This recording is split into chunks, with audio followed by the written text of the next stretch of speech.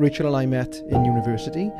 We were studying in the University of Glamorgan, as it was known then. I don't even know what it's called now, something different, I think. And we were studying the same course, police sciences, and that was back in 2009. We became friends by going on nights out together. We graduated in 2012. I joined South Wales Police. Rachel joined Gwent Police. I used to be on social media, I can't stand it now, but I was on Facebook. And I saw that Rachel was online, and I thought, oh, Rachel, she was a nice girl. Always kind of fancied her. And I just messaged her, and I just said, hey, how's things, type thing. And she responded, and that's our deepest kind of most personal memory now that I've shared to everyone. And yeah, it went from there. Within a couple of months, I kind of asked her on a date. I don't know. It was kind of like a bit of joking. You know the Lego movie? Have you all seen that film? It was like, oh yeah, that would be cool. And she was like, yeah, do you kind of want to go and see her, like? And that turned into our first date. Just as she was today, Rachel was fashionably late on that day. I was sat in like Nangaru bowling plex, having a Coke on my own, waiting for her to show up, and eventually she did. Yeah, it went on from there. We hit it off straight away, as I knew we would, and we had many quaint, very old-fashioned dates. I took her to the theatre. We went for walks by the sea. It was great. As Robert said, we went on a family cruise to Venice, and I was walking around Venice all day with this bloody ring in my pocket, in St. Mark's Square and all these places, just thinking, I haven't got it in me to just drop in the middle. I don't want to be that guy on YouTube who drops in front of loads of people, and just do this proposal. So in the end, we're back at the ship, we're getting ready for dinner, and I'm just shaking on the balcony. I'm ready, waiting for her, obviously, which has been the story of the relationship, and no doubt the marriage to come. And she comes out bumbling with her shoes, saying, will you help me with these shoes, or something like that. And I kind of just turn to her and say, will you marry me? And it was cute looking back, but it was amateur, I suppose. But she said yes, and that's why we're all here today. We moved into our house together then in 2016. And what I'd like to say on a serious note is that even though we've seen lots of change and lots of things have happened, both good and bad, the one thing that hasn't changed is the way I feel about you, Rachel.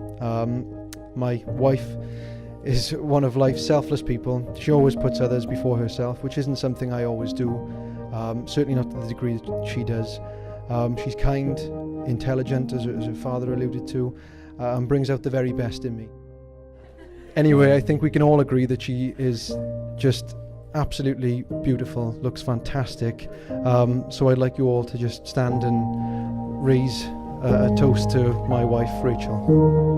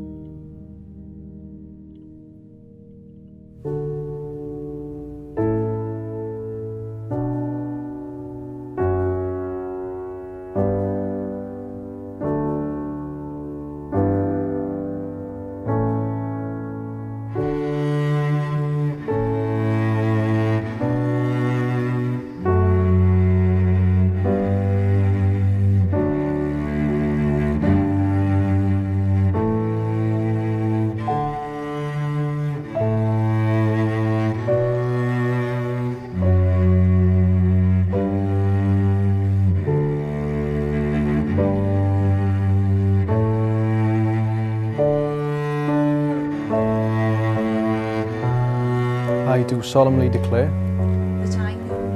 that I know not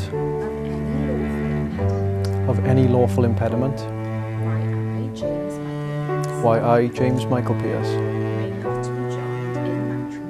may not be joined in matrimony to Rachel Louise Lewis. I do solemnly declare that I know not of any lawful impediment Why I, Rachel Louise Lewis, Why I, Rachel Louise Lewis, may not be joined in matrimony may not be joined in matrimony to James Michael. to James Michael Pierce. I I call upon these persons here present these persons here present to witness that I, James Michael Pierce, to witness that I, James Michael Pierce, do take thee, Rachel Louise Lewis, do take thee, Rachel Louise Lewis, to be my lawful wedded wife. to be my lawful wedded wife. I take you to be my best friend, I take you to be my best friend, my faithful partner, my faithful partner, and my one true love. and my one true love. I promise to encourage and inspire you, I promise to encourage and inspire you, and to love you truly and to love you truly, through good times and bad. through good times and bad. I will forever be there to laugh with you, I will forever be there to laugh with you, to lift you up when you are down, to lift you up when you are down, and to love you unconditionally and to love you unconditionally through all of our adventures in life together. I call upon These persons here present these persons here present to witness that I, Rachel Louise Lewis, to witness that I, Rachel Louise Lewis, do take thee, James Michael Pierce, do take thee, James Michael Pierce, to be my lawful wedded husband. to be my lawful wedded husband. I take you to be my best friend, I take you to be my best friend, my faithful partner, my faithful partner, and my one true love. and my one true love. I promise to encourage you and inspire you, I promise to encourage you and inspire you, and to love you truly and to love you truly through good times and bad. through good times and bad.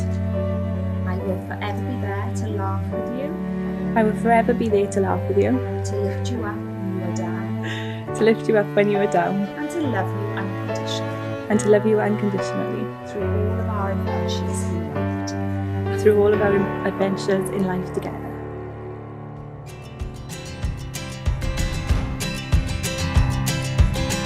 You're on my mind, and all you ever do is spin in circles around my head with no beginning and no ending. You got my heart, I follow if it runs away, 'cause every time I've ever chased it, it led me back into your arms, and there I stayed. Hey little girl with the crooked smile, you got a love so warm, make a heart run wild. You make me want you, babe. Oh, hey little girl, set my soul on fire. You're the gasoline of my one desire. You make it worth the change. I will follow you to the end of the world with you. Follow you to the end of the world with you. Jump off the edge, jump off the edge.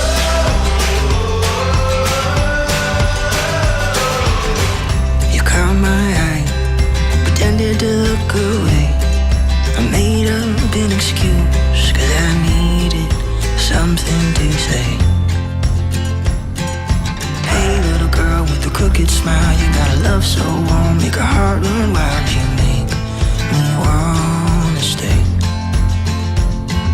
I will follow you to the end of the world with you. I will follow you to the end of the world with you. Jump off the edge, jump off the edge. Hey little girl, it's too much to take, and wait alone is enough to break. You make it go away. I'd like to start by welcoming everybody to James and Rachel's special day. And I'd also like to give a warm welcome to people that have travelled from as far as Australia, Ireland and London to be with us. It's great to see you all. I hope we've all had a good day so far and enjoyed the food, the drink and superb setting here. Sorry about the rain earlier on, but it's stopped now. Before I go on, I must say, and I'm sure you'll agree, that I think Rachel looks absolutely fantastic. So first of all, I'd like to congratulate the bride and groom on their big day, and who are actually now Mr. and Mrs. Pierce. So get used to it, Rach, as I'm sure there's some piercing times ahead. No puns intended. I'm sure everyone will agree how fantastic our bridesmaids, Samantha, Claire, Holly and Lacey look, and a massive thank you to each of you guys for helping make the day so special. And thank you for all the organising that you did in making Rachel's hen parties, both of them, home and abroad. So special, and to everyone who attended, I can't, all I see is a blur of faces. I know a lot of you did go, and thank you all for going and making it so special, because I know Rachel adored both their home and away hens.